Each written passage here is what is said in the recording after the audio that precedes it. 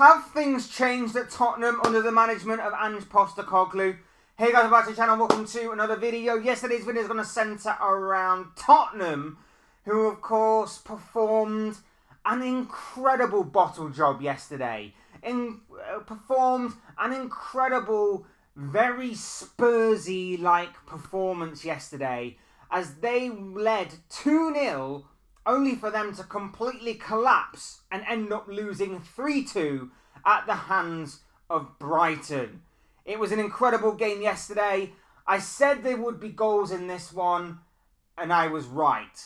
The only thing I wasn't right about was the scoreline. I kind of had it reversed and thought Tottenham would win 3-2, but I digress. It was an incredible game nonetheless. Brighton came out with the 3 points, and the Spurs will be scratching their heads over what the hell that second half performance was. Which is why I have posed the question. Has anything really changed at Tottenham under Ange Postecoglou during his reign as manager? That is something we're going to be looking to explore today in this video. But before we go any further in talking about Tottenham, the defeat and the question that I pose, I would like to remind you all to please like the video and also subscribe if you're new. Both things are always and very greatly appreciated. Get involved in the comment section below as well. Let me know your thoughts, your comments, opinions, predictions, feelings, whatever you want to call it on this particular topic of discussion. I would love to know what you guys are thinking and feeling down below in that comment section. So please do use and abuse that section, people, and talk to me on this. Would love to hear from you all. Sure, it'll all make for great interesting reading. But without further ado, let's get on with the video. Let's talk Tottenham, the defeat to Brighton yesterday, and everything else in between. For those of you who have only just got into football or don't know this phrase, football is a game of two halves. Lots of people will know what I'm talking about, a fair few might not. It's a phrase that we use to describe games like the Tottenham game yesterday. Spurs for the first half were absolutely brilliant. They were majestic. They were wonderful yesterday to watch in the first half. They were just one step ahead of Brighton throughout. They were tenacious. They were quick. They were just on it from that first whistle. And Brighton didn't really get a sniff. And when they did, it was because Tottenham allowed them to. Tottenham were good value for their 2-0 lead going into half-time. They were brilliant. Yes, the second goal was fortuitous because the goalkeeper really should have saved it. But that was kind of symbolic of Brighton's performance, I guess, the mistake from the goalkeeper. It was just a Brighton performance littered with mistakes. And Spurs were able to just be brilliant. And that's why they led by 2-0 at half-time.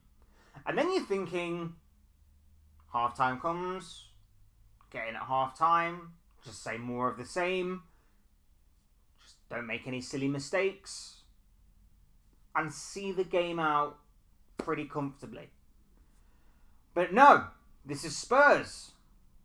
They have this Spursy gene within them that makes them bottle jobs, makes them collapse.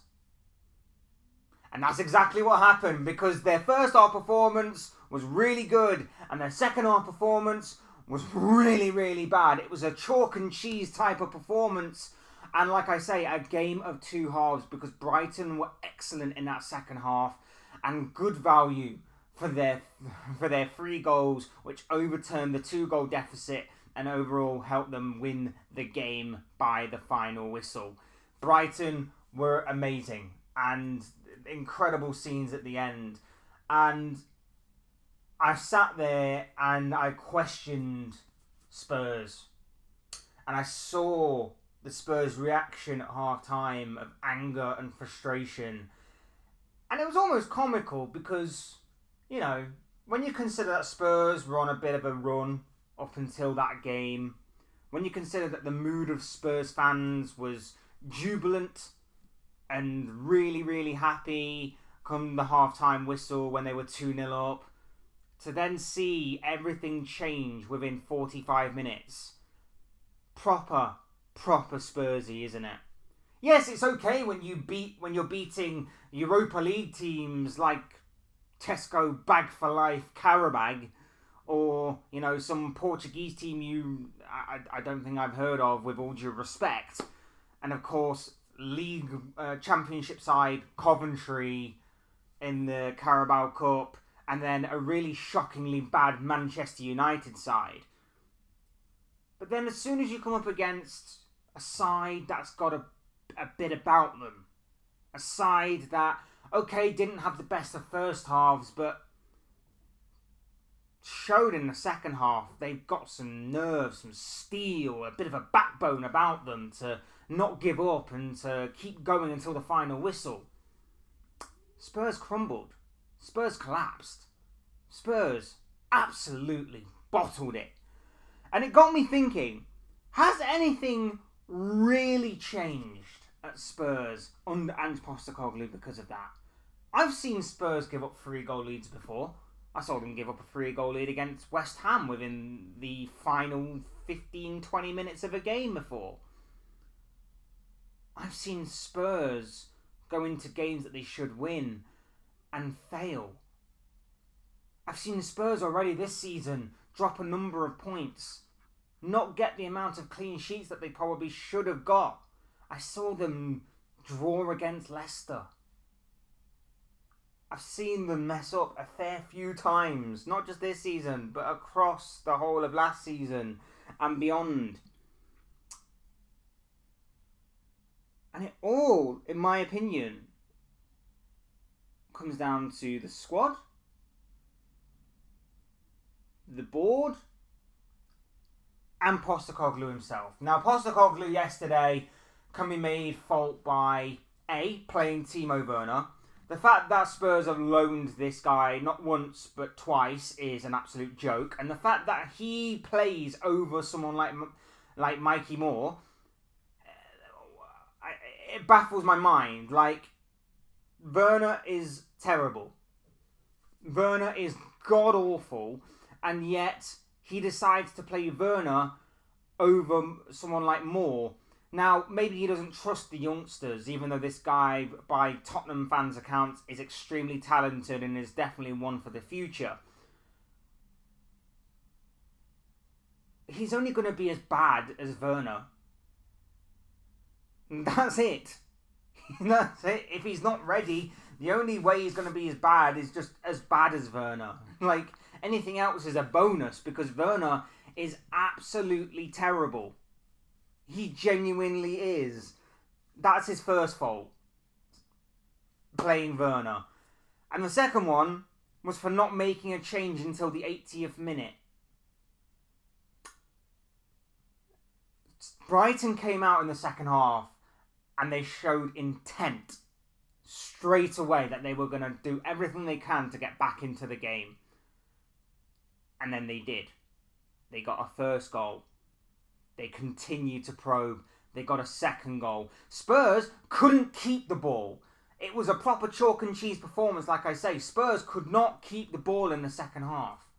And yet, Postecoglou sat there. And he changed nothing. And his stubbornness once again shined through. That he was not prepared to change the tactics, change anything, or even change the personnel on the field to try and change the game, to try and control the game. That is all on Postecoglou. And I have said time and time again, if this guy does not adapt and change, and if he's too stubborn to change and to adapt, he is going to fail. He is going to sink. And the more that I see of this, the more I am convinced I'm right. Because as much as I kind of like Ange, and I think he's a bit of fresh air at times, I like his no-nonsense approach. I like the way, I like his charisma. I can see why Spurs fans are drawn to him. His stubbornness is going to get him sacked. It's not going to get him far. And that's what I have seen time and time again during his reign as Tottenham manager so far. And it doesn't look like it's going to change. And I know he said time and time again he won't change. But everybody changes. Jurgen Klopp, when he first came into the Premier League, saw that he couldn't play the way that he wanted with the players that he had and with the league being so intense as what it was. So he had to change. Pep Guardiola changed. He had to do the same as Klopp. Mikel Arteta's changed. And look at where all three of those managers either ended up or are now. He has to do the same. I don't know what in his brain makes him think that he doesn't have to change, whereas all these other managers have to. I don't know what triggers in his brain to make him think that, but he is wrong. And people will say, oh, but he did it in Australia and he did it in Japan. Yeah, he did it in less intense leagues, with all due respect. In leagues that are completely different. They're not as big, they're not as intense, they're not as challenging, with all due respect. They're not as... what's the word I'm looking for? They're just not as tenacious as this league.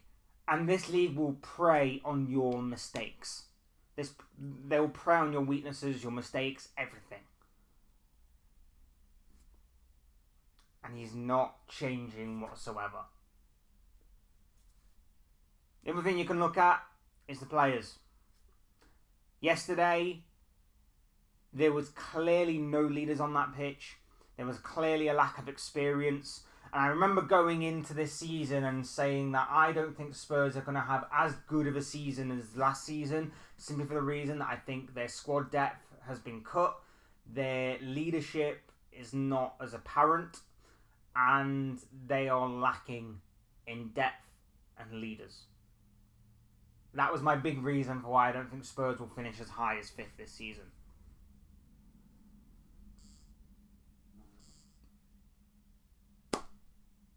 Yesterday proved it.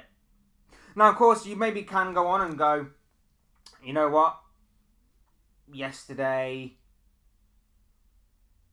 may have been a bit of a one-off. You know, teams sometimes bottle these kinds of positions every once in a while. Doesn't happen. Very rarely happens.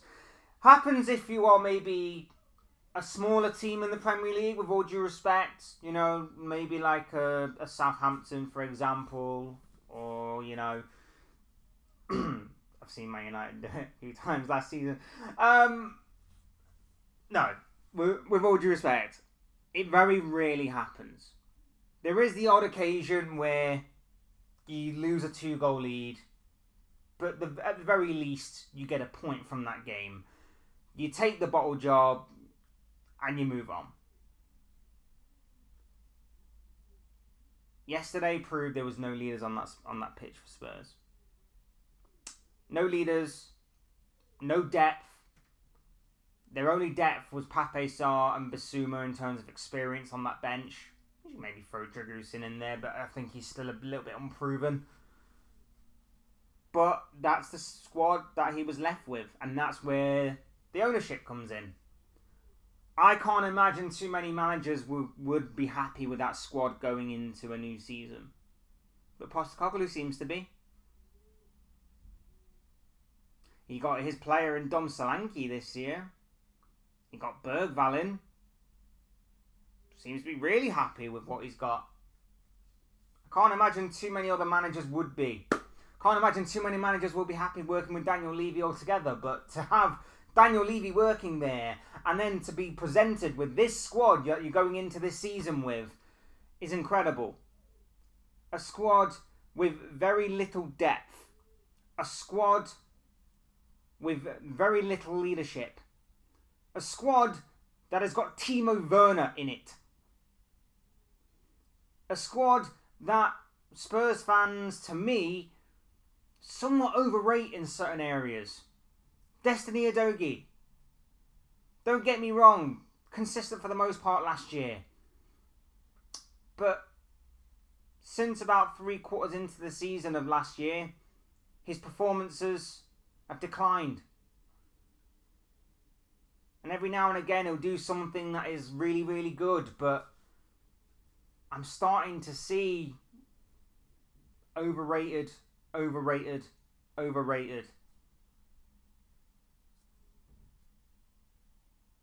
Christian Romero I've always found overrated by Spurs fans. Like, they put him in the conversation of, like, being one of the best centre-backs, not just in the Premier League, but in the world. Don't know where that comes from. I don't know what they're seeing that I'm not.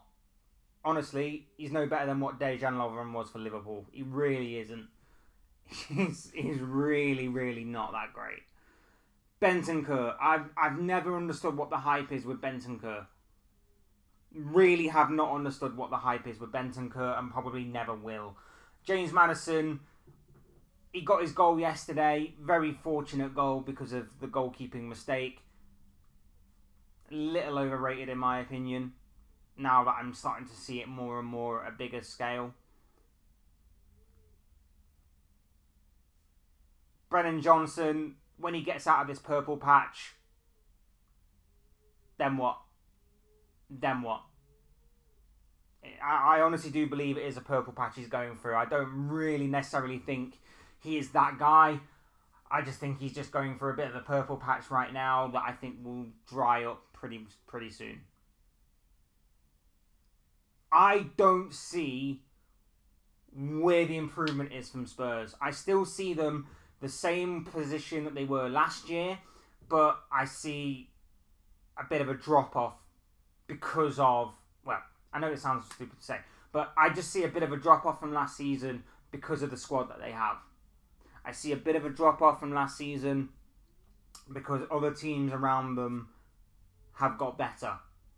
The likes of Chelsea, Newcastle, back to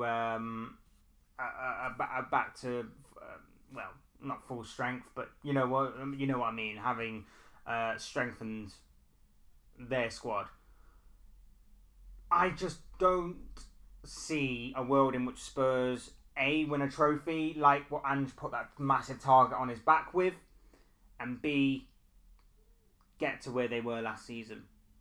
I really, really don't. I really don't. I just don't see it. If they do, fair play to Ange, build him a statue, whatever. But I personally do not see it. I don't think Spurs have improved much since he's been there.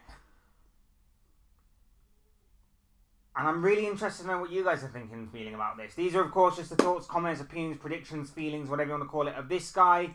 But I want to know what you guys think. Do you think Spurs has improved this Spurs side? Do you think they're heading in the right direction and maybe it's going to take another year to really see the improvement of Tottenham Hotspur? Let me know what you guys are thinking and feeling in the comment section down below. Would love to know what you guys' thoughts are, your comments, your opinions, your predictions, whatever you want to call it. That'll make for great interesting reading, I'm sure, down below. So please do use and abuse that section, people. Would love to hear from you all on what you have to say on this big Tottenham situation. Otherwise, hit the like button on the way if you enjoyed the video. Subscribe if you are new or want to see more content like this. Both things are always and forever greatly appreciated. And as always, thank you all so much for watching and listening. I've been Fletch. This has been another Fletch Talks video. Thank you all for your continued or even brand new support. It is awesome and very much appreciated. So thank you all very much. And I will soon speak with you all once again soon in another video or live stream or whatever it may be. Cheers, guys. Thanks for watching. Take care. Enjoy the rest of your day. Speak to you all again very, very soon.